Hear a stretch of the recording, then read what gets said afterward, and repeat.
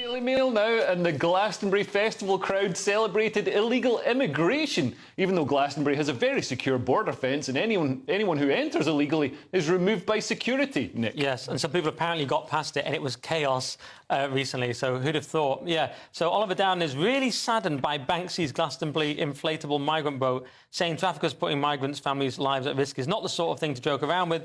And Oliver Dowden is Deputy Prime Minister, in case anyone's forgotten. It's quite easy to do. Yeah. But, yes, if anyone saw this, it was this migrant dinghy. It was during an Idols gig. Idols said they had nothing to do with it. They didn't even know about it. Though they do have some fairly cringe lyrics. They've got lyrics about how Mo Farah is great and centrist dad kind of rubbish like that. We've got a picture here of the actual Glastonbury. The Glastonbury border. I mean, look at that big, beautiful wall. I mean, yeah, Trump wishes he could have a border like that. That is the most secure. You've got watchtowers like it's a concentration camp. Yeah. You've got two different walls for people to get over. Yeah, snipers powered by hemp. It's completely absurd. And on this Banksy thing, it was this. It's an obvious point. Yeah, it's meant to be like, oh, look at the migrants on the dinghy. But yes, okay, it's an expression of concern for the actual migrants, but they are put there by ruthless criminals who don't care about their well-being. So the idea of a migrant dinghy, it is a strange image, and it is very Glastonbury. It's very virtue signalling and cosy, but what does it really mean? Although having this inflatable migrant raft with mannequins on it, they were the only brown faces in the crowd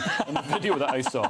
Did they make the mannequins brown? Yeah, they had to. So they're not coming from Norway. Brown face on the mannequins. Yeah, well, I mean, it's accurate. They're not coming from Sweden. Well, I can't see colour, Leo, so I'm not sure what you're talking about. But I mean, it was ignorant, and a lot of this is ignorant now, isn't it? I mean, if you're going to pretend to know about the nuanced politics of the immigration issue, one of the best places to do it is at Glastonbury Festival, isn't it? Yeah. I mean, they've all got an opinion on these things in much the same way we have, but they're not. Their opinions are only informed by what they read in the Guardian and nothing else. And it's rank hypocrisy as well, because as we've just seen, they've got an extremely secure border around their festival. If they really believed in open borders, why do they just do away with the border altogether? Because as Nick mentioned, people were vaulting over the border fence and being apprehended by security. And the people at Glastonbury were complaining that there wasn't enough food and water to go around, and there were crushes in the crowds. There was too many people. It's like, well, that sounds a bit familiar. Sounds like you're racist. Sounds like the entire crowd at Glastonbury is racist. It's forced stages to shut down due to overcrowding as fans panic in the crush.